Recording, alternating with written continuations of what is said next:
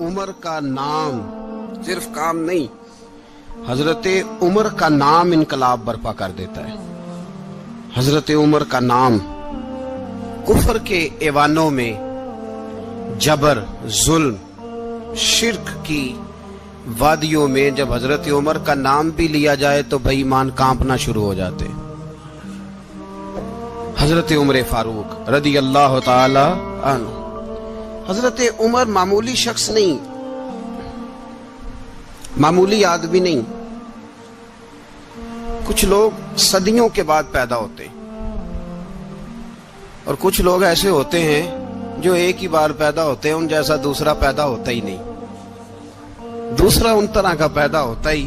حضرت عمر رضی اللہ تعالیٰ عنہ جیسی شخصیات پیدا ہی نہیں ہوتی دوبارہ۔ سارے صحابہ در رسالت مآب پہ خود آئے۔ یہ وہ عظیم شخص ہے جسے اللہ کے محبوب نے اللہ سے مانگ کے لیا، کہا اے اللہ یہ مجھے دے دے، اللہ سے مانگ کے لیا ہے۔ اس لیے صوفیاء کہتے ہیں کچھ مرید ہوتے ہیں، کچھ مراد ہوتے ہیں، کچھ مرید ہوتے ہیں، کچھ مراد ہوتے ہیں۔ مرید وہ ہوتا ہے جو چل کے آتا ہے، آ کے مرید ہوتا ہے۔ مراد وہ ہوتا ہے جسے کہا جاتا ہے کہ یہ کبھی میرا بن جائے نا، یہ کبھی آ جائے نا، میرا بن جائے، اس کو مراد کہتے ہیں۔ حضرت عمر مصطفیٰ کریم کی مراد ہیں، حضور کی مراد ہے۔ اللہم اعز الاسلام بے اسلام عمر ابن خطاب، اے اللہ اسلام کو عزت دے دے، میرے عمر کو کلمہ پڑھنے کی توفیق عطا فرما دے۔ اور کیسے دعا مانگی؟ او یار حضرت عمر کی تو اس فضیلت کا کوئی جواب نہیں دے سکتا، میرے رسول پاک علیہ السلام سب کے لیے ہی دعا مانگتے ہیں نا، حضور کی دعا عام ہے، لیکن مصطفیٰ کریم نے کعبے کا غلاف تھام لیا اور غلاف کعبہ کو حضور نے سینے سے لپٹایا اور سینے سے چمٹا کے کہا اے اللہ میں نے تو کبھی سوال ہی زیادہ نہیں کیے، میں کرنے آیا ہوں، مجھے عمر دے دے، عمر دے دے۔ حضور نے مانگ کے لیا۔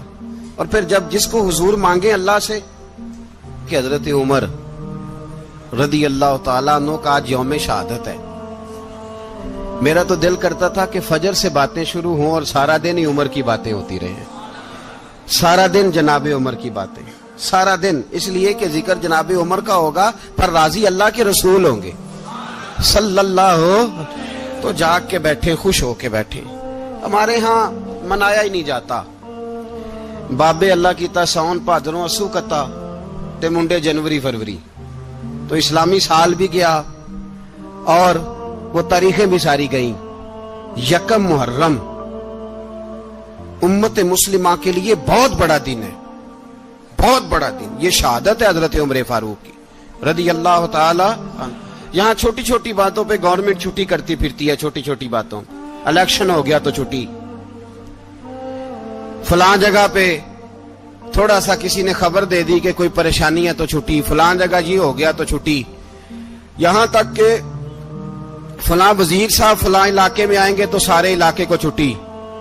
اور اب تو اس سے بڑا حال ہونے لگا ہے، اگر جن لوگوں کی سندھ میں حکومت ہے ان کے لیڈر کا دن آیا تو اس دن چھٹی، اور جن کی پنجاب میں حکومت ہے ان کا دن آیا تو چھٹی۔ ہمارا مطالبہ ہے حکومت پاکستان سے، اگر سر اٹھا کے جینا چاہتے ہو تو یکم محرم کو چھٹی کیا کرو، اگر سر اٹھا کے جینا چاہتے ہو تو یکم محرم کو چھٹی کرو جناب عمر کے دن، اور ملت کے جوانوں کو بتاؤ کہ اگر عزت کی زندگی جینا چاہتے ہو تو اس طرح جیو جس طرح فاروق اعظم جی کے گئے، عزت اور وقار کی زندگی۔ جمہوریت حضرت عمر سے سیکھنی پڑے گی، حکومت کرنے کے طریقے حضرت عمر سے، رعایا کو سیکھنا پڑے گا کہ امیر کس طرح بنایا جاتا ہے اور امیر کس طرح کے ہوتے ہیں۔ یہاں لوگ ہمیں یورپ کی مثالیں دیتے ہیں، لوگ یہاں ہمیں آ کر کے امریکہ کی مثالیں، انہیں کیا پتا حکومت کیا ہوتی ہے؟ وہ کہتے ہیں جی وہ سائیکل پہ جاتا ہے ان کا حکمران۔ میں نے کہا وہ سائیکل پہ جاتا ہے؟ میرے عمر فاروق مدینے سے مکے گئے تھے تو پیدل ہی حج کرنے چلے گئے، پیدل ہی۔ اور جناب عمر فاروق رضی اللہ تعالیٰ عنہ عید کی نماز پڑھانے گئے، عید کی نماز عمر خطبہ عید دینے گئے۔ اور اس زمانے میں کون سا غریب ہے جو ننگے پاؤں جاتا ہو؟ کون سا غریب ہے جو مسجد ننگے پاؤں جاتا ہو؟ لوگوں نے تو 3 قسم کی چپلیں رکھی ہوئی ہیں. ایک مسجد جانے کی علیحدہ ہے، گھر پہننے کی علیحدہ ہے، شادی بیاہ پہ جانے کی چپل علیحدہ ہے. حضرت عمر فاروق رضی اللہ تعالیٰ عنہ نکلے عید کا خطبہ دینے کے لیے تو بیوی سے کہنے لگے جوتا. اس نے کہا صاحب اتنی دفعہ ٹوٹا ہے اب گانٹھا نہیں جا سکتا، اتنی دفعہ ٹوٹا ہے کہ اب دوبارہ پیمند نہیں لگ سکتے. تو حضرت عمر کہنے لگے چل کوئی حرج نہیں، بغیر جوتے کے ننگے پیر ہی چلتے ہیں، کوئی حرج نہیں. تو کہنے لگے لوگ کیا کہیں گے؟ فرمایا چپ کر. لوگ جس دن عمر نے یہ دیکھ لیا نا لوگ اس کے بارے میں کیا کہتے ہیں، اس دن عمر نہیں رہے گا. تو کہا پھر آپ کا نظریہ کیا ہے؟ فرمایا میرا نظریہ یہ ہے کہ رب رسول میرے بارے میں کیا کہتے ہیں.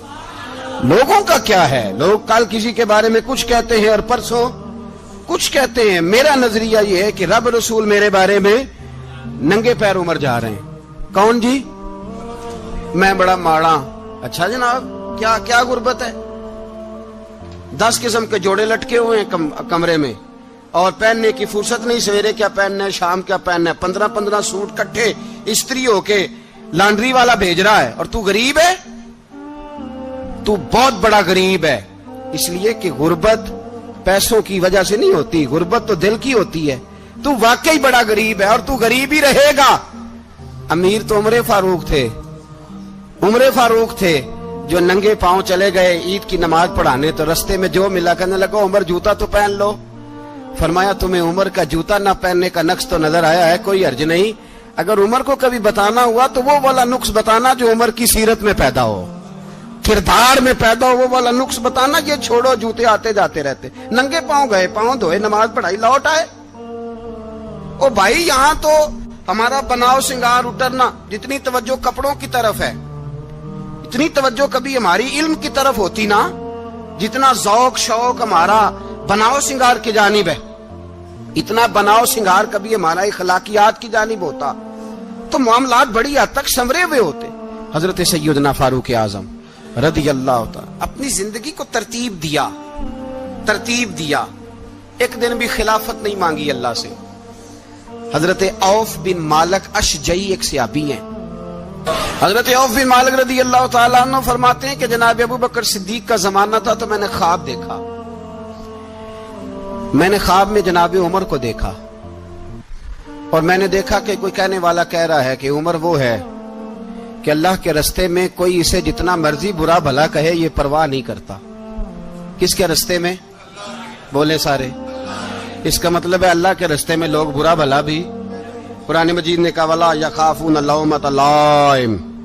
کچھ لوگ ایسے ہیں جو برا بھلا کہنے والوں کی پرواہ نہیں کرتے. آپ یقین کرے اگر پرواہ شروع ہو جائے نا تو دین کا کام ختم ہو جائے. نہ کوئی تقریر کرے، نہ کوئی تدریس کرے، نہ کوئی پیری مریدی کرے، ختم ہو جائے اگر باتوں کی پرواہ ہو. لیکن وہ پرواہ. حضرت عوف بن مالک اشجعی کہتے ہیں میں نے خواب میں دیکھا کہ عمر وہ ہے جو کسی کی پرواہ. اور دوسری بات میں نے یہ دیکھی کہ عمر خلیفہ بنے گا. اور تیسری بات میں نے خواب میں یہ دیکھی کہ عمر شہید بھی کیا جائے گا، عمر شہید بھی ہوگا. یہ میں نے 3 باتیں خواب میں دیکھی. فرماتے ہیں میں نے آ کے خواب حضرت ابو بکر صدیق کو سنائی. وہ خلیفہ تھے. وہ کہنے لگے ٹھہر جا میں عمر کو بلاتا ہوں، اس کے سامنے دوبارہ سنانا. اس کے سامنے. فرماتے ہیں میں نے بلایا حضرت عمر فاروق کو، آ کے بیٹھے. خواب شروع ہوا. کا ایک بات تو میں نے یہ دیکھی کہ آپ ملامت کرنے والے کی پرواہ نہیں کرتے. دوسرا آپ خلیفہ بنے گے. جناب عمر کہنے لگے چپ کر، ابو بکر کے سامنے ہی کہہ رہا ہے، چپ کر، خلیفہ کے سامنے ہی کہہ رہا ہے. تو ابو بکر صدیق کہنے لگے عمر اسے کہنے دو. مجھے لگتا ہے رب کی رضا یہی ہے کہ میرے بعد اگر مصطفیٰ کا منبر ملے تو عمر کو ملے. اسے کہنے دو. یار یہاں تو لوگ ڈینگے مارتے ہیں، یہاں تو لوگ دعوے کرتے ہیں میرے سامنے فلانے کو بھی بٹھاؤ، فلانے کو بھی بٹھاؤ، اس کو کیا پتا، اس کو کیا پتا. یہ تو بڑھ کے مارنے کا دور ہے. حضرت عمر رضی اللہ تعالیٰ عنہ کو تیسری بات کہی. حضرت عوف بن مالک نے کہا آپ شہید کیے جائیں گے، میں نے خواب دیکھی ہے. نیک لوگوں کے خواب بڑی حد تک سچے ہوتے ہیں. کہا میں نے خواب دیکھی ہے. تو حضرت عمر کہنے لگے شہید تو دلیر لوگ ہوتے ہیں، شہید تو دلیر، جسے سارا زمانہ دلیر کہہ رہا ہے وہ اپنے بارے میں کیا کہہ رہے ہیں. کہتے ہیں شہید تو تلید میں تو کاہل سا آدمی ہوں، سست آدمی ہوں، میں تو اتنا کام ہی نہیں کرتا، تو یہ خواب تو نے جو دیکھا ہے نا پھر سے دیکھنا۔ تو ابو بکر صدیق فرمانے لگے عاجزی نہ کر، انکساری نہ کر، تو جو کہہ رہا ہے ٹھیک کہہ رہا ہے، لیکن مجھے سن کے شکر بھی ہوا ہے اور افسوس بھی ہوا ہے۔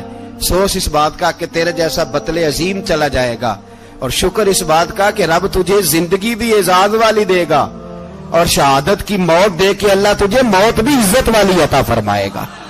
اللہ موت بھی تجھے عزت والی دے گا، تجھے کاہلوں جیسی موت اللہ۔ حضرت فاروق اعظم رضی اللہ، او بھائی یہاں تو اس زمانے کا سب سے بڑا مسئلہ پروٹوکول ہے۔ لوگوں پتہ ہوتا ہے کامل پیر ہے، کامل مرشد ہے، لوگ نہیں جاتے۔ میں کسی کا مرید ہو جاؤں، میرا پروٹوکول کدھر گیا؟ پتہ ہوتا ہے یہ کامل استاد ہے، میں اس کے پاس بیٹھوں گا تو میری تربیت کرے گا، لیکن لوگ شاگرد نہیں بنتے۔ میں کدھر گئی؟ یہ جو پروٹوکول کی مصیبت ہے نا، اس نے بڑے بڑے لوگ زیرو کر دیے، بڑے بڑے لوگ۔ اور یہ مت سمجھے کہ آپ کا وزیر اعظم پروٹوکول لیتا ہے یا آپ کا صدر پروٹوکول، وزراء، ایسی کوئی بات نہیں۔ ہم چھوٹے طبقے سے لے کر بڑے سارے پروٹوکول کے قائل ہیں۔ ہمارا تو داماد بھی کہتا ہے کہ مجھے پوچھا نہیں میں تمہارے گھر کیوں آؤں۔ ہمارا تو بھائی ہر شخص اعلان کرتا ہے پروٹوکول کا، فلانے نے عزت نہیں دی تو واپس آ جاؤ، فلانے نے سلوٹ نہیں کیا تو واپس آ جاؤ۔ لوگ جہاں سلوٹ کرنا چاہیے وہاں بھی سلوٹ کرانے کے قائل ہیں۔ پر حضرت عمر رضی اللہ تعالی، حضرت عمر کی سادگی اور پھر جناب عمر کی عاجزی، جب انسان اپنے اوپر سوار کر لیتا ہے نا، سوار کر لیتا ہے، میں بدکار پرانا خادم، کسے در ملی نٹ ہوئی، تے واصف یار نے نظر جو کیتی تے واصف ہی ہو۔ میں اکثر سوچتا ہوں حضور نے جہاں بھی کہا نا، فرمایا میرے بعد نبی ہوتے تو خطاب کے بیٹے عمر ہوتے۔ حضور نے فرمایا عمر جس رستے سے جاتا ہے شیطان وہ رستہ بدل جاتا ہے۔ نبی پاک صلی اللہ علیہ وسلم نے فرمایا میرا عمر وہ ہے کہ اس کی زبان پر حق جاری ہے۔ حضور علیہ الصلوۃ والسلام نے فرمایا 950 سال حضرت جبریل میرے عمر کی شان بیان کریں تو ان کی عظمت ختم نہیں ہوتی۔ 950 سال جبریل عظمت بیان کرے تو ختم نہیں ہوتی۔ یہ بات ہے حضرت عمر کی، اور فرمایا عمر ابو بکر کی نیکیوں میں سے ایک نیکی ہے، یہ شان ہے اب عمر فاروق رضی اللہ تعالیٰ عنہ کی۔ حضور نے فرمایا میرے بعد نبی ہوتے تو عمر ہوتے، جس گلی سے عمر آئے شیطان رستہ بدل جائے۔ میرے عمر فاروق کی شان 950 سال بیان ہو تو ختم نہ ہو۔ عمر کی زبان پر اللہ حق بیان کرتا ہے، جو عمر کہتا ہے وہی رب کر دیتا ہے۔ حضور ساری زندگی فضیلتیں بیان کرتے رہے، عمر جواب میں کیا کہتے ہیں؟ کوئی بتائے نا کہ یہ والی حدیثیں کبھی عمر نے بھی روایت کی ہوں کہ حضور نے میرے بارے میں یہ کہا ہے۔ یہ روایتیں وہ روایت نہیں کرتے، ان سے جب لوگ کہتے عمر تیری بڑی بات ہے تو عمر رو پڑتے، کہتے میں تو اونٹ چرانے والے باپ کا بیٹا ہوں، میں تو اونٹ چرانے والے باپ کا بیٹا، اونٹ چرا۔ اس سے آگے عمر گئے ہی نہیں ساری زندگی، اس سے آگے لفظ ہی نہیں ادا کی۔ اور میں تو بھائی اونٹ چرانے والا، میرا باپ تو اونٹ چرایا کرتا تھا، 10 اونٹ تھے، میری ڈیوٹی ہوتی تھی، سنبھالے نہیں جاتے تھے، ابا ڈنڈوں سے مارتا تھا۔ ساری زندگی عمر حج کرنے گئے، ایک خشک تنا کھجور کا عمر فاروق رضی اللہ تعالیٰ عنہ نے اس کو اپنے کلاوے میں لیا، رونے لگے۔ لوگوں نے کہا عمر کیا ہوا؟ فرمانے لگے یہاں میں اونٹ چرایا کرتا تھا، یہاں میں اونٹ چراتا تھا، 10 اونٹ سنبھالے نہیں جاتے تھے۔ دیکھو رسول اللہ کی شان۔ آج